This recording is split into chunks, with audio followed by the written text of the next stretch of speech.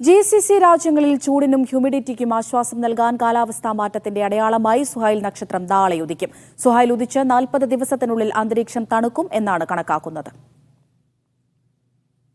52 ദിവസം ദൈർഘ്യമുള്ള സുഹൈൽ നക്ഷത്രത്തിന്റെ കാലയളവിനെ 4 ഘട്ടങ്ങളായി കാലാവസ്ഥാ നിരീക്ഷകരും ഗോളശാസ്ത്രജ്ഞരും വിഭജിച്ചിട്ടുണ്ട്.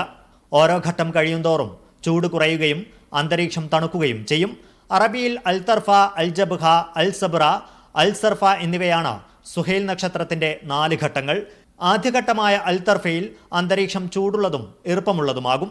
അൽസർഫയിലേക്ക് എത്തുന്നതോടെ ചൂടും ഈർപ്പവും കുറഞ്ഞ് തണുപ്പിലേക്ക് നീങ്ങുമെന്നാണ് കാലാവസ്ഥാ വിദഗ്ധർ പറയുന്നത്. 40 ഡിഗ്രി സെൽഷ്യസിന് മുകളിലുള്ള ചൂടിനും ഹ്യൂമിഡിറ്റിക്കും സുഹൈൽ നക്ഷത്രത്തിന്റെ വരവ് ആശ്വാസമാകും. അന്തരീക്ഷ താപനില കുറയുന്നതോടൊപ്പം മഴ പെയ്യാനുള്ള സാധ്യതകളുമുണ്ട്. ഏറ്റവും തിളക്കമേറിയ നക്ഷത്രമെന്ന നിലയിൽ നഗ്നനേത്രങ്ങൾ കൊണ്ട് തന്നെ ഖത്തറിൽ നിന്നും തെക്കൻ ചക്രവാളത്തിൽ ഈ നക്ഷത്രം കാണാൻ കഴിയുമെന്ന് കലണ്ടർ ഹൗസ് ശാസ്ത്രജ്ഞൻ ഡോക്ടർ ബഷീർ മർസൂഖ് പറഞ്ഞു. Media 1 Doha.